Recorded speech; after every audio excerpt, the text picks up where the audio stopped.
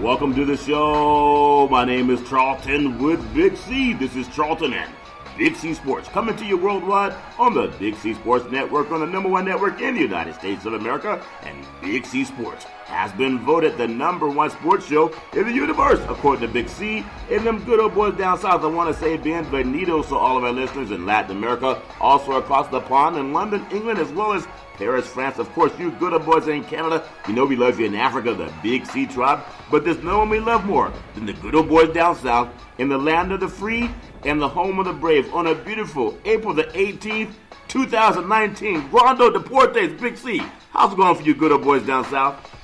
Charlton, it seems like April Fool's Day will never end down here. One day it's sunny, the next day it's overcast, and then we get rain the following day. Yeah. Somebody's fooling us. They told it was spring. We're expecting great baseball weather. Yeah. NBA playoff fun. That's the only thing you can do inside right now, along with some NHL hockey.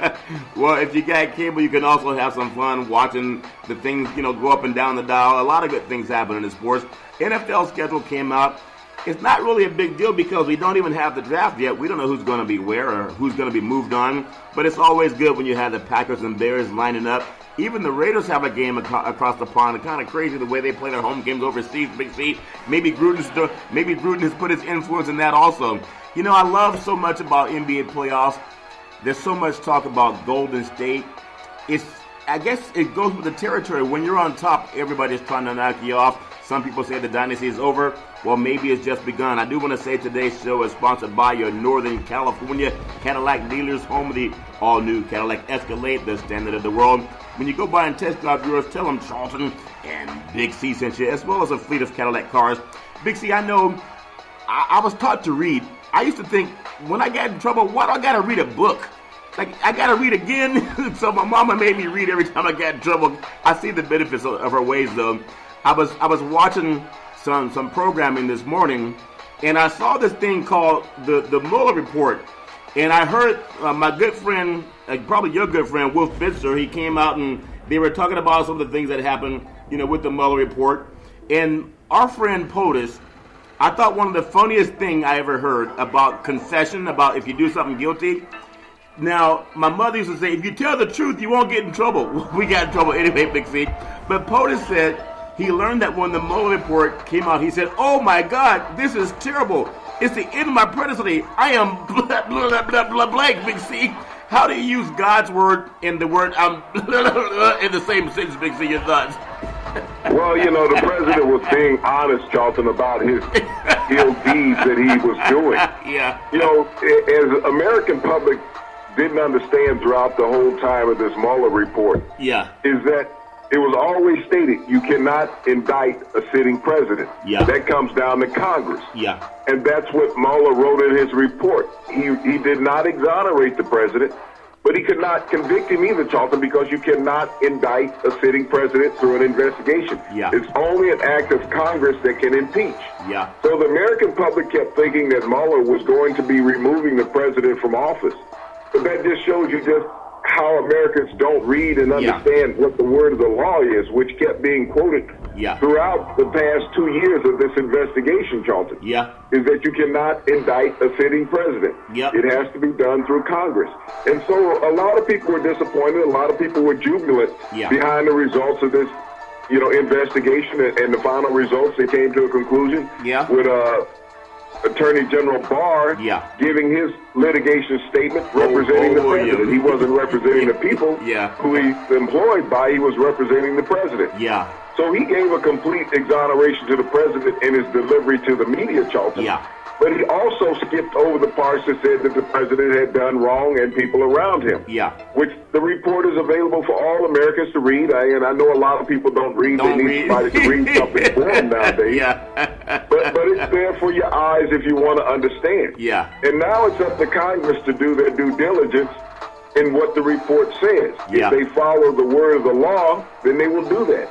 If they're not going to follow the word of the law, Charlton, this country will be status quo, and people, pull down your pants and wait on the next thing that the president's going to do to you. Yeah, that's funny.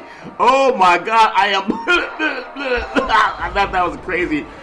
Touring college campuses around the state of California today and just traveling and being able to see getting the next generation ready for that higher education, and realizing that through every college orientation, what they do is they have you sit down and they'll have someone go through kind of a story of what the college has to offer, what it costs for tuition, room and board, books, etc. And then they give a tour to actually walk around the campuses. And it's interesting because it's that thing that you want to do as a parent. You want to hand the baton to the next generation, and you hope that your children can go on and stand on your shoulders and do, much better in life. And so one of the things that caught my mind with this Mueller report and how colleges will tell you what to expect when you get into school is they tell you don't use the word, oh, blank, I'm screwed, because that meant you did something wrong. And the admonishment came before you did it wrong. They said make sure you follow the rules of the law and the rules of the schools, and most things will be fine. So what can a college kid expect when they read the Mueller report? Because they're taught to read, Big C, when they read POTUS's own words saying, oh my God, I am blah, blah, blah, blah, blah. These your thoughts. Well, Charlton, I think it's going to be a political science major who would read the report because it's so in-depth. Not many people want to sit down and read a 400-page novel and spend that much time trying to dissect something of that nature. But, it's like life. It's like in everything. I mean, we've seen NFL players, Charlton, suspended and released for not telling the truth. Think about Kareem Hunt. He did not be forthright with the Kansas City Chiefs. They released him once the full investigative report came out. The same with Ezekiel Elliott, Charlton, not being truthful. Ray Rice, years ago, not being truthful about what happened in an incident. And so I think that's something we all learn as children. Be honest. Tell the truth. The truth will set you free, as has always been said. But, when our leaders of our country, Charlton, and that's been the political leaders forever, they're not forthright and honest with the people. Once you elect them in, they forget that you elected them. Okay? And they're taking care of themselves after that point. Because when we look at what Washington, D.C. represents, Charlton, and they say it's supposed to represent the people, it's supposed to be a montage of what America is. When you look at Washington and when you see old established white men running the country, telling the rest of what America needs to do, you're going to tell me that a 75-year-old Charlton has been in politics for 40 years can identify with a 25-year-old Charlton. No, they can't. No, he can't. They can't even identify with their grandchildren that are that age. So, there's a bit of detachment when it comes to politics and the general public as far as trying to understand. It's like your buddy John Gruden in Oakland saying he was going to take the Raiders back to 1996 and run them that way. Well, they won 3 games. Because he didn't want to stay modern in today's football. That's crazy. I just think about the reading in there, always telling all the kids at the orientations, they're saying you're going to have to read a lot. You got to know your syllabus. You just got to prepare your life. Don't wait until you have an assignment to know you have an assignment.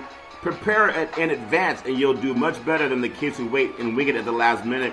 And ironically, I was just hearing some things about the Mueller report and how Jared Kushner, he got some money from Saudi Arabia to get out of some real estate problems, Big C. And it was in the millions. I would love to have a few $1 million. You got these Saudi Arabian buddies that we can talk to, Big C, your thoughts?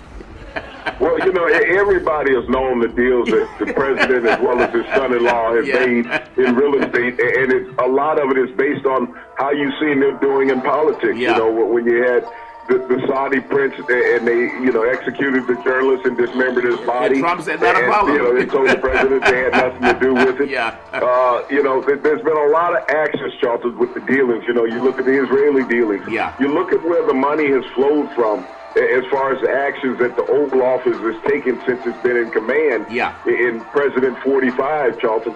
It's not hard to understand what the dealings are. The meetings with certain people. But, as everybody needs to understand, Mueller could not bring a conclusion of filing suit against the president. He could not indict. And he kept saying that. And so all the things he's laid out for Congress to do its due diligence. Now, it's up to the elected officials that we pay as citizens. We pay our taxes to pay their salary. We elect them in the office to do the right thing. That's where America is right now. Just like Spike say, do the right thing. Will America do that? Well, we'll see what happens. But I just there's some hope when you walk around a college campus because I know sometimes you watch on, we're the sports and entertainment business, and some of our sports programming, it's as if the Mueller report never came out because they're going down the NFL draft every game, team by team, what time they're going to kick off, as if they're just ignorant. But I do have hope for the next generation. On some college campuses today, a lot of young kids, they're paying attention to this report because to them it's like Nixon, our era of Nixon. And no one really wants to see our country in trouble. But this is the same man that told Colin Kaepernick, who stood up for rights for people, for all people, and told him and NFL athletes get the blank out of the country, and now he seems to be in trouble. One more thing I'll get on, because a lot of young people are talking about the Mueller report. You wouldn't know about it watching TV because a lot of sports programming, they're just narrow-minded, tunnel vision. The White House press secretary, I thought it was so funny, Sarah Huckabee Sanders, through the Mueller report, she made some false comments, and she said that it was a slip of her tongue. Was it a slip of her tongue, or did she slip on her tongue? I had to rewind it back because I couldn't understand what she said. How do you slip on your tongue, Big C? Your thoughts? Well, when you're lying all the time, your tongue tends to lie out in front of you, and you follow it. One of the most prescient things she said a couple of days ago, Charlton. Yeah. She said that Congress was not intelligent enough to read through the Mueller report. I know. She might have been telling the right. truth, Yeah. When she said that Congress was not intelligent enough to understand what was in the Mueller report. Yeah. And we will find out whether she was honest or not about that. Yeah. Because they're all going to get an unredacted part of the Mueller report, Charlton. Yeah. And will they be intelligent enough to understand what Robert Mueller was representing to them? Yeah, I just think no matter what happens, it's all fair and love and war. I hope that our country can pull through whatever we got to do. And that's important because we all know that we need to know the truth. And as I think the Flip Wisdom told us, the truth will set you free. Congratulations to everybody who had the chance to see the report. I know there's a lot of redactions, but through people reading, more people will find out what's really going on. Big C, I want to touch on a little bit of the NBA. And I know there's a lot of big games tonight, especially down in Los Angeles with the Clippers and the Lakers. But I want to go back to last night on the East Coast after trailing by 1 point at halftime. It was the Boston Celtics led by the great Kyrie Irving. He had 37 points, 6 rebounds. He had 7 assists, and they went up 2-0 over the Pacers. That game was tied right around the last minute and a half of the game, and Boston went on a stretch. And one of the most maligned players, according to media, is the great Kyrie Irving. But now they're saying, well, you can't expect it all the time. I think when it really counted, he's the one you want the ball in his hands, Big C. Your thoughts? Well, that's the reason why Boston made the trade for him 2 seasons ago, Charlton, to be in moments like this. As the media is fair weather, I mean, they're almost like when you get into a bathtub and you're making little waves, and the water's going back and forth, and you're waiting on it to settle. That's the media we have in America, whether it's in politics or whether it's in sports. Whichever side is up, this is my side, I'm on this side. And that's how they are with Kyrie Irving. They've talked about him being a cancer on this team all year long, and that they're better off without him. But without that epic performance last night, Charlton, of the 37 points, where would the Celtics be without him? I know it's taken a long time to develop the continuity that they've expected, but the media, for the most part, has wanted Gordon Hayward to be the leader of this team. And he has never evolved to that point, even though he had the horrific leg injury last season. But he still has never stepped up his game completely this season. But the only knock that you get in Boston is Kyrie Irving, not Gordon Hayward. I think about what people have said about the city of Boston over the years. I know everyone wants to say the right thing, that we're egalitarian, that we believe in equality for everybody. But a lot of athletes over the years have said, even Russell, that Boston was not very friendly. People could smile on your face and say the right thing, but it's behind closed doors. We've even had some issues with Fenway Park, how there's a street named after a guy who was a well-known bigot. They still got the street named after him. And we know a lot of athletes have talked about how they are treated. So when you look at Kyrie Irving, and he is a guy who has a championship ring, you would think they would learn from him. Why do you think they want a guy like Gordon to be the guy? And if he's not, they find a reason to criticize the guy to help them win. Big C, your thoughts? Well, the media, Charlton, thought that Gordon Hayward would be the second coming of Larry Bird in Boston. Larry Bird's ship has gone a long time ago. It's not returning. Gordon Hayward was a decent NBA player. He was never, MVP material. He was a serviceable player when he was in Utah. Yeah. Now that he's gone to Boston and the stage has become much grander and he has not delivered the way the media really expected for him to deliver, you have to go and knock down the next biggest peg, which was Kyrie Irving, who has been very integral in Boston doing what they've done over the last couple of seasons. He was hampered also at the end of last season by injuries, but the media mocked him about that, saying, he wasn't about the team, he was about himself because he chose to go have the surgery done. No one knows how bad the man was injured, Charlton, other than the team and himself. And if he felt and the team felt it was time to have surgery, then it was acceptable. But in the media's eyes, he didn't give enough because he should have been out there on one leg participating and possibly jeopardize the rest of his career. This team, I know they're not the team of the Celtics, the great Larry Bird, Dennis Johnson, Robert the Parrish, Kevin McHale, them good boy Danny Ainge back in the day. But at times they can look like it. But when you look at that great team, they were not led by their point guards. They were looked at Bird. Bird was a guy that could score inside, he could score outside, but he really couldn't drive the way Kyrie. I don't think they've ever seen someone like him before. Not even Dennis Johnson, the late Dennis Johnson. They've never seen a player like Irving. So you think they have this, opinion that he's a show-off? If that makes sense, he's a show-off that talks a lot, because he doesn't talk a lot of trash like Larry Bird did, but he just reminded me of a performance like Bird would give, someone you could count on, even more than Kevin McHale, more than Danny Ainge back in the day. But you think they don't like him because he talks too much, though, Big C? Your thoughts? Well, one of the things about a lot of athletes in the media, Charlton, is that the media wants to goat you into saying things. But when I look at Kyrie Irving's game in Boston, it reminds me a lot of Nate Archibald from the 70s. Diminutive point guard that they had out of the University of Kansas. Who was able to get to the 10 whenever he felt like it, Charlton, and he could get his shot off. And that's what Kyrie Irving reminds me of. But while Nate Archibald was there, they had John Havlicek along with Dave Cowens, who were the front runners of that team. And so he took a secondary role even though he was a leader. And with Kyrie Irving, everybody is trying to make Kyrie Irving be the LeBron James of the Boston Celtics. Kyrie Irving came to the Celtics because he wanted to have his own identity. I think he's done with the Celtics after this year, regardless of how far they go.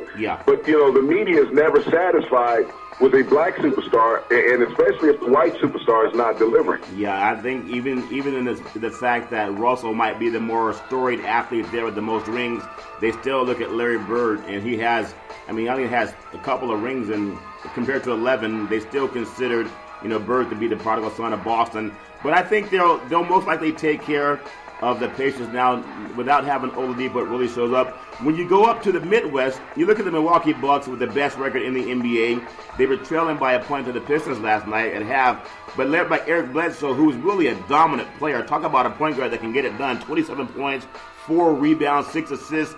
They went on to a 120-point victory, a 120-99 victory last night over the Pistons. I know there's no Blake Griffin, but even if they had him, this Milwaukee team, they seem poised, and I know a lot of attention goes to Giannis because he's such a dominant player. He's a 7-footer. But if they don't have someone who can control the ball, like Bledsoe, Big C, they would probably be more in trouble. Your thoughts? Well, what this victory proved last night is that Milwaukee is not a one-dimensional team. Even without Giannis leading the team in the statistical categories, Charlton, he played an integral role in the outcome of the game. But it shows that the balance and the diversity of this Milwaukee Bucks team is that they can have players step up at any time. The roster is really deep. It's young, Charlton. They're really exciting team to watch. And I look for them to be in the Eastern Conference Final, Charlton, and all the way to the NBA Finals. Well, that's a strong push to get them to the NBA Finals. But I know if you have Giannis is the guy. But I want to ask you your thoughts. And it might be an obvious answer, but everybody has their own opinion. If you're down by 1, you're Game 7, Eastern Conference Finals. You got 7 seconds left on the clock. You want the ball in Bledsoe's hands, or you want the ball in Giannis' hands, Big C? Your thoughts? Charlton, with a young team like you have in Milwaukee, I think they'll defer to the open guy. It's not an ego-driven team. Some teams say, certain guys have to take the final shot. It played Paul George his entire career in Indiana. He could never hit a critical game-winning shot. Milwaukee is a lot different than that. When you look at the composite of their lineup, is that when you saw Bledsoe last night with the hot hand, he's amazing. Would you have taken the ball out of his hands to give it to Giannis? No, you're going to go with Bledsoe. He's the guy who's got you there. And that's the great thing about having diversity in a young team. You're not relying just on one guy night in, night out, even though he's a potential MVP. Yeah, I think that's a very good statement to make, a lot like Golden State, hearing players talk about who gets the ball, the open guy gets the ball. But I want to defer from that thought, because when you go down south to Houston, you look at the Rockets. They remind me of how they looked last year before they got beat by Golden State. The Rockets looked totally dominant last night over the Utah Jazz. Now, from what I saw, some of the Jazz players were playing defense with their hands down and almost by their side, as if they were part of the prop betting. Big C, I'm just saying, I know I'm cynical, but when a guy is driving toward you, I've seen even AAU players say, "Put your hands up." No, they had players with their hands down. If you'll watch it, you'll see it was almost so obvious. 118-98 victory, and that is a good game by Houston, but they played a team that did not play defense. You would expect more from that from Utah. Harden, 32 points. You expect that. 13 rebounds, 10 assists, but he only had 30 minutes of play. You don't expect to get that many points with 30 minutes of play, but I'm telling you, my prop bet friend, he's not joking. Utah played defense with their hands down. Big C, your thoughts? Well, Charlton, that was the best triple-double 30-minute game in NBA history, Charlton, and the quickest to a triple-double. But when you look at what Houston has done offensively and just team-wise, they've gotten healthy. When you see Capella in the middle being a defensive force, he's stopping everything that's coming towards the basket. Tucker hitting three-point shots on the outside. Chris Paul is healthy. We always know what James Harden is going to do. People don't give him enough credit for being an outstanding defensive player. Everyone wants to look at the offense that he plays, but his offense puts so much pressure on you from a defensive perspective is that you're tired and you don't have the legs to play offense, and that's what makes him an outstanding defensive player. But when I look at what D'Antonio has done with this Houston Rocket roster, Charlton, and he's done it before when he was in Phoenix. You know, he didn't have the success when he was in Los Angeles with the Lakers, but he has this team that has bought into his philosophy. And when you look at the size of this team, they basically play small ball other than Capella. And he's not always in the lineup, but when he's in, he's a great defensive force. But James Harden brings so much dynamics to the Houston offense, Charlton. Other teams just don't know how to defend the rest of the floor. I like him. Even D'Antonio's statement, this might be the best team in the league and no one can beat them. You expect your coach to say that. I don't think any coach is going to say, well, we're not the best team and I don't know how we're going to win, but we're going to go out there anyway. Now, he should say that. But if you're Golden State or anybody, Milwaukee, if you're Boston, even the Clippers, Portland, you still got to earn it on the floor.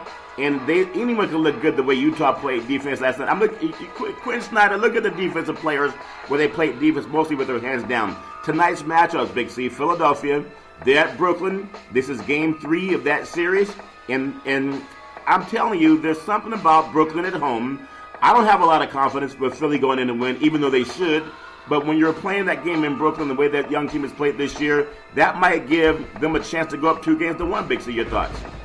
Well, you know, Philly has to find an outside shot when they go into Brooklyn. You know, they played outstanding defense in Game 2 to even up the series.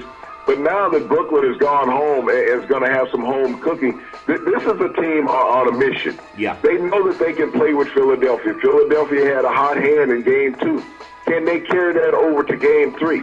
And you got to look out for the sharpshooters in Brooklyn. D'Angelo Russell, if he has a hot hand at home tonight, Charlton, he's amazing. There's no reason why the Nets couldn't be up 2-1 over Philadelphia. And that might be something that we expect. So trust in the process.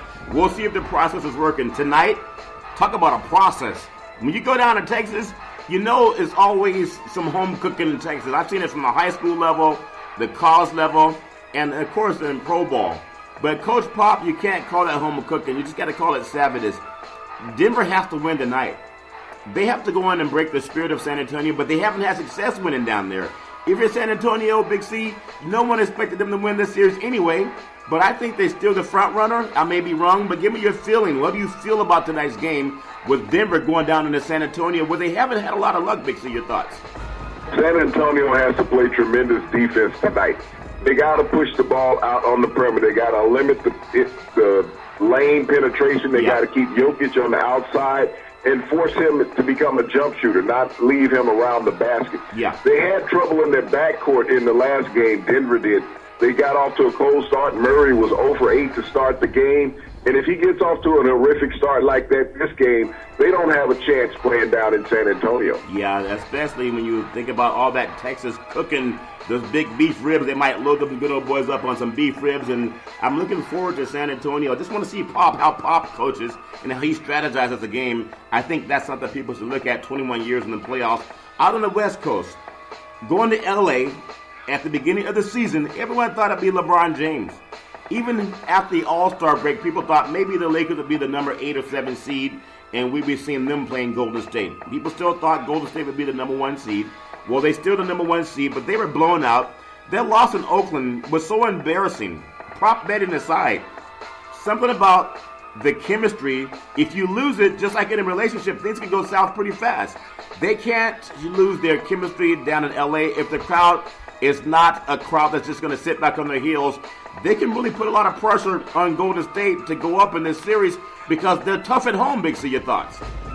Well, it was refreshing to see the Clippers play the way they did in Game 2. Yeah. Everyone figured that this would be a sweep in the series, but they served notice that they're going to be competitive. Yeah. And everyone talks about Beverly and Durant, the way that they're playing with each other. You got to give the hands up to Doc Rivers in coaching in this series because he's put his young team in a position to challenge the defending champions. Yeah. And now that he's going back home and going to have some home cooking, how will the Warriors respond? They keep Durant out on the wing trying to get him to facilitate jump shots. Put him down on the blocks. If Beverly was going to cover him, Yeah. he's a foot taller. Yeah. Put him down on the blocks. Let him turn around and put it in the basket. Don't force him to be out 30 feet from the basket trying to facilitate a dribble to get to the rim. Let him have his back to the rim 5-6 feet away from the basket and feed him the basketball. Now you force the double team. Now you can kick it back out to Curry, to Thompson, to Iguodala, to Green, Yeah. whoever's on the court, and let them knock down the threes. Yeah. Bad coaching philosophy by Steve Kerr in the second game of this series. Maybe he'll make some adjustments going into Game 3 tonight, but Doc Rivers has it all figured out. Thinking about him being a guy that has it all figured out. Remember, it wasn't too long ago that people were saying that maybe Doc is not the right coach for the Clippers when they start letting players go. If anything, he's shown that I know he doesn't have the championships that Kerr has, but could you imagine if Doc Rivers, who always won his championship over in Boston, if Doc Rivers had the same players that Kerr has had over the years, and if Doc Rivers had let a 30-point lead get away, they would be calling for a fire in that guy. Steve Kerr lets it happen at home. No talk of get rid of coach. No talk of replace the coach. I mean, you can't do that when you have that many championships. But have you noticed that Kerr, there's no criticism? All the talk is about Durant, fouling out. And Durant didn't call fouls on himself. How come Kerr gets the benefit of the doubt as being the best coach in the league when I don't think he is? Because he's playing with a full deck. Doc Rivers plays with an empty deck, and he outcoached him plus 30 points, Big C. Why did he get that same type of credit? Your thoughts?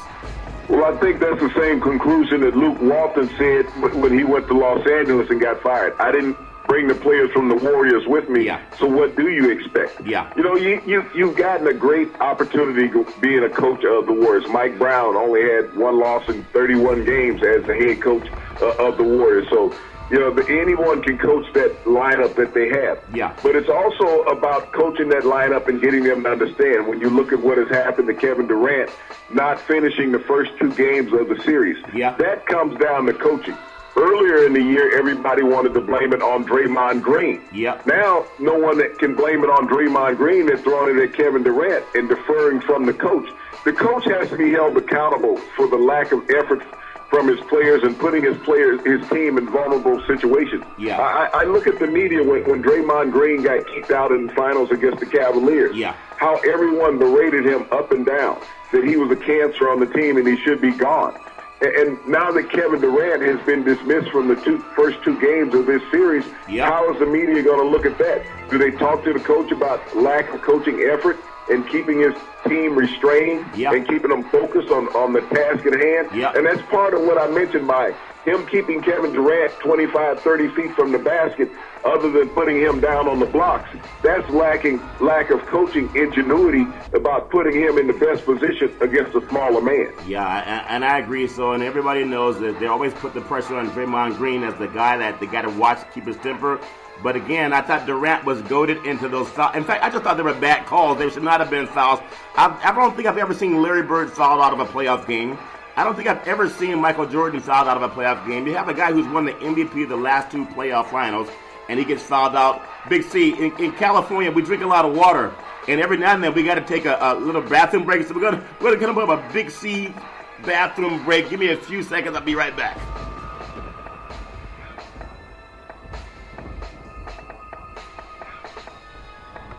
All right, Big C, I'm back. I told you we drink a lot of water in California. You guys use a lot of water in California too, but you don't drink it. I think you use it to make certain things. Big C, your thoughts?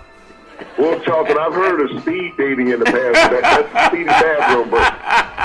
Yeah, that definitely is a speedy bathroom break. Speaking of speed, as we look at the NHL, last night the Boston Bruins beat the Toronto Maple Leafs 6-4. And you think about Patrick scored twice as the Bruins even the series 2 games apiece. But I still feel, as we look at sports cities, I think America's kind of America-centric, and we think of great places like New York City. We think of Boston, think of L.A., maybe San Francisco. Even you could say Houston, being great cities for sports. But that environment you have in Toronto, and if they were in the United States, I think they get a lot more favor as a sports city. Chicago gets that reputation also. But you have the Maple Leafs, you have the Blue Jays, you have the Raptors, and the Maple Leafs and the Raptors in the playoffs at the same time. And that city just turns out a lot of support. They always make a lot of noise. The feeling that they may not have enough to carry the Maple Leafs to the next round is still a great city. I love the environment in Toronto. Big C, your thoughts? Well, Charlton, when you want to compare them to a U.S. city, you have to look at them as their opponent, Boston. When you think about a region or a city that has all its teams always constantly participating in the playoffs. Yeah. You had the Patriots win the Super Bowl. You had the Red Sox win the World Series. You got the Celtics in the NBA Eastern Finals last season. Yeah. You had the Boston Bruins in the NHL playoffs. So when you look at a region that has nothing but success athletically, and Canada, Toronto is that city that represents Canada in that capacity. But this is what fans get used to. And they always come out and support your teams. They had an opportunity to go up 3-1. Toronto did last night. Yeah. And they were not able to pull that off. And Boston fought back in to even up this series at 2-2. Yeah, and it's a great environment for anyone.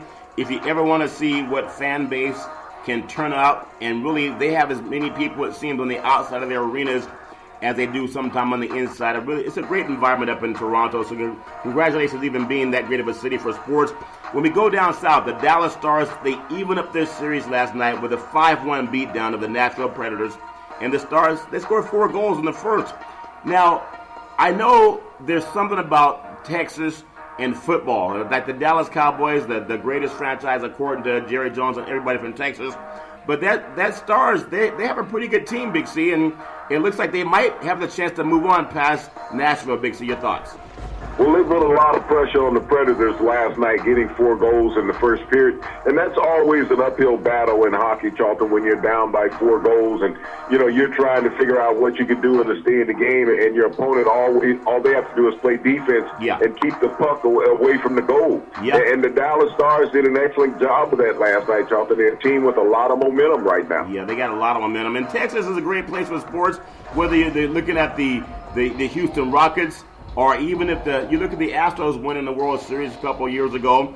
And this is a great place for sports down in Texas, but really seeing hockey compete against football and baseball, even basketball in Texas, that's good news for the Stars and their fans. I want to go up a little bit further from Texas up north. The Colorado Avalanche, they needed overtime last night, but they got it done against the good old boys from Calgary. The Flames went down 3-2, and it's a 3-2 lead right now in that series. But give me your feeling on if it's still a football town in Colorado, and baseball is there, but they're loving their basketball team. But the Avalanche, you got to tip your hat to the Avalanche last night, Big C. Your thoughts? Well, Charlton, I think that this team was emotionally charged coming up on the 20th anniversary tomorrow of that Columbine school massacre. Yeah. And so I think that when you look at the Avalanche playing, is that they're playing with a lot of emotion for the community and the state all involved in once. Yeah. So they're going out putting up optimum effort against the Calgary Flames, and we saw evidence of that last night, Charlton, that never give up spirit. Yeah, they never give up, and congratulations to the good old boys in Colorado. We know there's a lot of pain, especially when you remind me of what happened in Columbine and Big C, but I know that city will galvanize around their sports as it tends to bring a lot of people together, much more than politics. And speaking of sports and how it galvanizes people, it was on this day, April 18th, 1999, the great Wayne Gretzky. I would say Wayne Gretzky, you could say he was maybe the greatest hockey player ever to do his thing on the ice, Big C. It's something about his performance. April 18th, 1999, he skated his last professional game at Madison Square Garden. They called it the Mecca for some reason, and New York Rangers fell to the Pittsburgh Penguins 2-1 in an overtime game. But it's so rare that you have players like Gretzky, and we think about our great players of today, whether it's in football like Brady, in basketball LeBron James, and like even in baseball where we saw Barry Bonds. Dwayne Wade played his final game this year. And you just think about how we don't see the performance anymore of a Gretzky. Ovechkin, obviously a dominant player, but give me that feeling. It was in 1999, on the 18th, same day, Gretzky walked away. Your thoughts? Well, when you think about Gretzky, he's right there in line with the greatest athletes of all time. That one-name athlete, when you say Gretzky, yeah. When you say Ali, you say Wood, you say Jordan. Yeah. Those one names, Kareem, Wilt, one-name athletes, but he was the greatest hockey player of all time, Charlton. He set all the NHL scoring and assist records. He won multiple championships with the Edmonton Oilers. I think they were a 3-time consecutive Stanley Cup champion up at the Edmonton Oilers. Wayne had done so many great things as an ambassador for the NHL. Yeah. And, he was a guy who led by example. He led his teammates through all those hard-fought battles. He really made hockey what it was in the United States, especially on the West Coast. Yeah. When he left the Edmonton Oilers and came to the Los Angeles Kings, all of a sudden it was must-see at the L.A. Forum. Wayne Gretzky was in town. Yeah. He became a hot commodity like the Los Angeles Lakers. He did so much for the great game of hockey. Unfortunately, he ended his career with the New York Rangers with an old teammate of his, Mark Messier. Yeah. They never reclaimed the glory that they had as teammates at Edmonton. Messier did win a title as captain of the Rangers prior to Wayne getting there. Yeah. But just two great individuals playing, and Wayne will always be remembered as the great one. When he left Canada and came to L.A. and played for the Kings, there are people that criticize African-American athletes, whether it's LeBron James, being the latest to go down there. Kareem Abdul-Jabbar did it back in the day, and Lou Alcindor. And Gretzky, they all went there for opportunity because LA is more than just a place where you play sports. You can get into more business dealings, more TV. You can be in commercials. You can do a lot of things in LA that you can't do. I mean, you can do it in Canada, but Canada's not the mecca of the world when it comes to motion pictures. And that's why a lot of people come to LA. Do you feel that Gretzky got the pass to come down to LA to play sports when really he came to become more marketable? That's not something that LeBron James get the same credit for. Big C, your thoughts? Well, he did get a pass, Charlton. He has the skin privilege when it comes to the media. When he came down, they said it was for the good of the game of hockey. Right. When you see a black athlete move, it's about him being selfish. This is how the media wants to paint the narrative of a black athlete going to Los Angeles. Yeah. When we look at all the great athletes over time that have gone to the city of Los Angeles. Yeah. If you go back to Wilt going to Los Angeles, Kareem going to Los Angeles, these great players have all gone there to make their career better. That's the reason they did. But they also knew that there was a life after the sport. Yeah. Same with Gretzky. When he left Canada, it was for greater opportunity and greener pastures. He was the greatest player in the world, Yeah. and he was north of the border. And so he had limited exposure other than in that country. Yeah. Once he became a U.S. player, Charlton, he became a household name, a very marketable item. Yeah. And he recognized that as well as the owner, Bruce McNall, at the time of the Kings, when he, persuaded Wayne Gretzky to come to the United States. Yeah, and you look at Canada. Now, you call Gretzky, the greatest hockey player maybe ever. We had also the Montreal Expos left Canada to become the Nationals in D.C. No one really talks about, even the Vancouver Grizzlies left to become the Memphis Grizzlies in the NBA.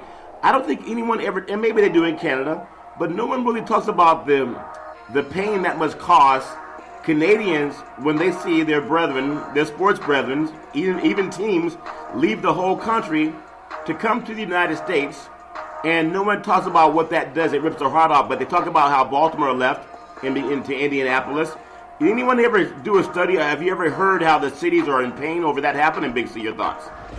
Oh, Charlton, it's really devastating financially and emotionally to those areas. If you think about the Quebec Nordiques, yeah, they left the city of Quebec up in Canada, became the Carolina Hurricanes, and they won a Stanley Cup. Wow. You think about the Winnipeg Jets, went on to become the Phoenix Coyotes in the NHL. So there's been an exodus from Canada of hockey teams as well as basketball and baseball teams, Charlton, that have come into the U.S., and those cities have a huge void from those teams being gone. When you think about the Expos, where they started in Montreal and they eventually left and went to Washington and became the Nationals, there's been nothing put back in that great Olympic stadium that they've had up there. The Quebec Nordiques, you have an empty arena up in Quebec City. The Winnipeg Jets, when they left and became the Arizona, the Phoenix Coyotes in the NHL. So these are the things you look at. But we've had teams go both ways. If you look at the Calgary Flames, they were originally the Atlanta Flames prior to going to Calgary in 1979. So we've seen that cross-border action going back and forth. When you look at the Wild in Minnesota, Charlton, they are the Dallas, Minnesota left and went to Dallas and became the Dallas Stars prior to the Wild going back in as an expansion franchise. So we've seen this movement in professional sports time and time again. A lot of people don't understand the movement is nothing new. It's old. The Atlanta Braves were the Milwaukee Braves. The San Francisco Giants were the New York Giants. So these things have happened. You think about the Arizona Cardinals in football. They were originally the Chicago Cardinals, moved to St. Louis and were the St. Louis Cardinals, then moved to Arizona and become the Arizona Cardinals. The L.A. Chargers, that's where they started, was in L.A. before moving to San Diego. Now they're back in L.A. So these moves have always gone on in professional football. The team you have right there in the Bay Area, the Warriors, they were really the Philadelphia Warriors, as well as the Oakland A's were the Kansas City A's prior to being there. That's true. And the Sacramento Kings came out from, I believe they started in Rochester, New York, and then went to Kansas City and now Sacramento. Even the great Dodgers, the Brooklyn Dodgers down in L.A. now. So a lot of teams can get up and come and go, but I know Canada, what I really miss, they used to have the USFL. They had a mixture of Canadian teams, the United States teams. I thought that could have worked better than NFL Europe, but for some reason the NFL fights anybody, like the American Alliance of American Football. They fight everybody that tries to come onto the scene and challenge for that dollar. Speaking of things moving and how people move the needle, I want to look at one of the greatest needle movers of all time, the great Jackie Robinson. He broke the major league color barrier for the Brooklyn Dodgers in April 15th, 1947. And we still see the decline in African-American players in Major League Baseball. You think about this. We talked about the city of San Francisco since they had civil rights. Half the black population has moved out of San Francisco because the prices of real estate have gone so high, and they don't have rent control to protect a lot of the people at times. But African-American players have dropped from 18% in the major leagues in 1991 to 7.7% in 2017. And then it rose to 8.4% in 2018. But talk about teams moving out of cities and out of countries. Look at how African-American players have declined in baseball, Big C. Your thoughts? Well, Charlton, they participate on all levels, little league, high school, college. They're even in the minor leagues. It's up to the organizations to bring them up to the major leagues, Charlton, to put them on the bench. When you look at the composite of a major league bench, Charlton, they're not going to play an African-American player to be a bench player. Why do you say that? They will keep him in the minor leagues, keep him toiling around on the buses. Why do you think they will play the white player to be a utility player. That's the reason why a lot of African-American numbers have been down in the major leagues. You're not going to have them be the 23, 24, 25th man on the roster. Yeah. If they're not an everyday player, it's not a great likelihood, Charlton, that they're going to make the team. Wow, that's incredible. And a lot of people may or may not know this. We talk about Jackie Robinson with Branch Rickey wanting to integrate baseball, but really it helped destroy the Negro Leagues, and he wanted to get those players to play, for mainstream owners. But the reason a lot of African-American players are not part of baseball anymore is because the corporations that own baseball teams, they've gone to Latin America where they get the players cheaper. They have those baseball camps. A lot of people may not know that. You would think that they just get kids out of high school and college. But there's a lot of major league teams that would go down to Latin America and develop those players for pennies on the dollars, and that's why we also see a drop-off. Big C, your thoughts? Well, Charlton, is very true. The investment that they make in the Latin American countries, building those academies, bringing those 14, 15-year-old boys in, Charlton, signing them to a 5-year contract. You sign them for 5 years, you're only paying them $25,000 over that 5 years. Yeah. And so it's worth it to go down as far as Major League perspective, return on the dollar, and you bring in 20, 30 of those young men into one of your facilities, and you train them for that time. Yeah. You think about when you draft a player on the American level out of high school or out of college, you're going to have to pay that player millions of dollars as a signing bonus. Yeah. Where that's all, you're not even paying that to an entire team that you've made a composite of Latin American young players that you're trying to develop. Yeah. So that's the reason why when you look at African-American players, Charlton, not being a part of baseball, it's about money. When I can develop a Latin player who is dark-complected, who looks like an African-American until you hear him speak, that's what the major leagues look at. Let me go down and invest basically in baseball slavery. Because you can't pay an American player that type of money. Yeah. It's just like with corporate America. You see them farming out to these third world countries where you can get minimum pay labor, where you pay somebody $1, $1.50 an hour for that same product that an American citizen would be getting $22 an hour for. Yeah. I know you had spoke about, I believe it was Hershey chocolate that used to be in that area Central where California. you are. Yeah. Yeah, and they moved to Mexico. Yep. Where they're paying the players, the employees down in Mexico, $2.50 an hour. Yep. Where I'm going to assume that those same employees in that area of California where you are, because it's so expensive to live out there, have been commanding over $20 an hour. Yeah. So when you look at the return on investment, let's go to Mexico. Yep. Let's pay the wages in Mexico 10% of what we would have paid an American worker. Yep, that's true. But the American who's consuming the Hershey chocolate product doesn't know where it comes from. It will print on the package Hershey, Pennsylvania, but it's actually coming from a city in Mexico. That's a very good point, Big C. Even a lot of the melons come out of there, and there's no health care as far as we know. Here they may get some. There's a lot of shenanigans going on, especially when you look at POTUS and all this ties with Russia and how they have so much on them and the money that they've given them for business. That's why I don't want his taxes to come out, Big C. And it's funny, Kushner got bailed out by Saudi Arabia. No wonder when they killed that citizen, they said, well, we can't find anything wrong. They said they didn't do it, so we believe them against the intelligence community. I just think that's incredible, Big C. I want to look at NFL football on our final segment today for Big C Sports. 7 days left until the NFL draft. There are 7 intriguing quarterbacks. Now, everybody has an opinion, and it's bizarre when I think about this, because the great Broadway Joe at Alabama, he's an All-American player. He only had one winning season as an NFL quarterback, so oftentimes people look at how great you are in college. It doesn't always equate. But I do look at Kyler Murray. I think he's going to be an all-star if they pick him down in Arizona, and I think they will. Dwayne Haskins, Ohio State, he's going to be another star player. This Drew Lock out of Missouri, who never won the SEC, but they keep saying he might be the best quarterback in that conference. Will Greer, West Virginia, I thought he was very solid. Daniel Jones, Duke.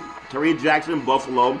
And then Ryan Finley, North Carolina State. I know you see a lot of players down in the SEC conference, but give me your feeling on maybe Murray or Haskins or the other guys, Big C, your thoughts. Dalton, just from my perspective looking at the draft, Kyler Murray is the best prospect out there as far as being going number 1 overall. I believe he's a can't miss in the Cliff Kingsbury system in Arizona if they pull the trigger and take him number 1. Yeah. Dwayne Haskins is very intriguing. Because when I listen to Dave Gettleman, the general manager of the Giants, saying that, they bought in on Eli Manning, are they going to let Dwayne Haskins slip by the wayside and go elsewhere? Probably. And if he does, Charlton, because I don't see New York as a city who wants to embrace a black quarterback to take over after Eli Manning. I really don't see that. I look at it just from the composite of that organization and how they've operated. Yeah. If they got rid of Odell Beckham because he was bigger than Eli Manning, so he had to go. Yeah. But when we go down the list and look at those quarterbacks, Charlton, I know your friend, Mel Kiper is really big on Daniel Jones at Duke. Yeah. Okay? Yeah. Daniel Jones never won anything at Duke. No. So I don't see where the love affair is with him.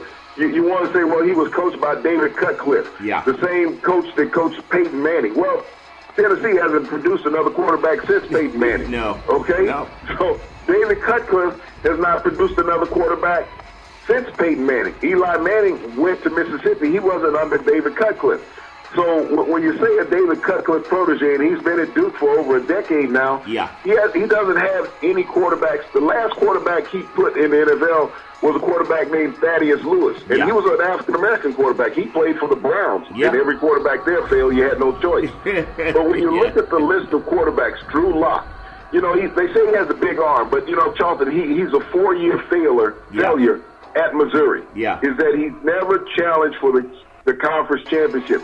He never got him into the SEC playoffs. No. And so there was always the next quarterback up that was better than him coming into the conference.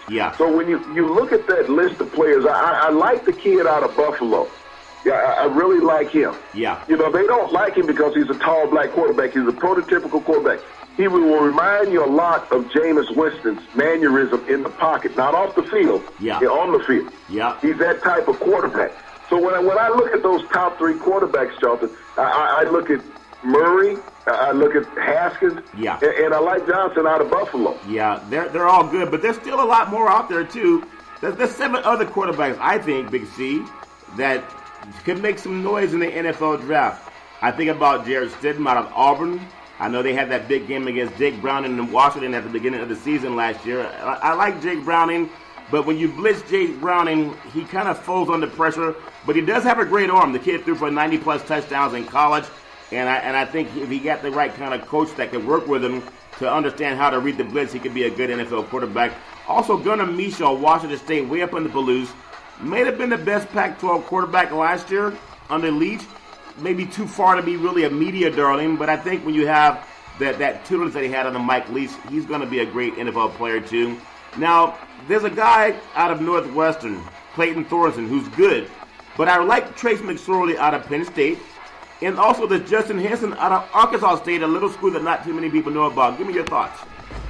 Well, Charlton, when you name those quarterbacks and they say, well, those are second-tier quarterbacks, who knows who's going to be the genie and the diamond in the rough when you're drafting a quarterback in the NFL? It's a turkey shoot 90% of the time. There's a kid, Charlton, named Easton Stick out of North Dakota State. Carson Wentz, alma mater. I would not be surprised if the Eagles drafted him to back up Carson Wentz because it comes from that same mold, that same type of offense and championship pedigree at North Dakota State. I think he could be a sleeper in the draft. I like Jared Stidham a lot because Jared Stidham started out at Baylor under Art Browse, made that transfer to Auburn when they had all the problems. But he's one of those guys that are under the radar that I think over time can develop into a strong NFL quarterback. And then when you talk about Justin Henson out of Arkansas State, he has all the physical tools that can develop into at least a solid backup quarterback in the NFL. I'm looking forward to how they all shape out in the NFL. You just want guys to have the chance to play. And if they get the chance, it's up to them to prove how good they are. But I want to go into just a thought. And I feel for the city of Oakland. You know how we were talking about teams that left Canada and they came to the United States, or teams that left the United States and went to Canada, teams that moved around throughout the country and ended up different places. I know the Raiders, they treat their fans like dirt. We know they're going to Las Vegas next year if that stadium's completed. But the Oakland Raiders, they will open the 2019 season. They're going to be in Oakland. Now think about what they're going to do after that. They're going to have 7-week hiatus, road games. They're even going across the pond to play.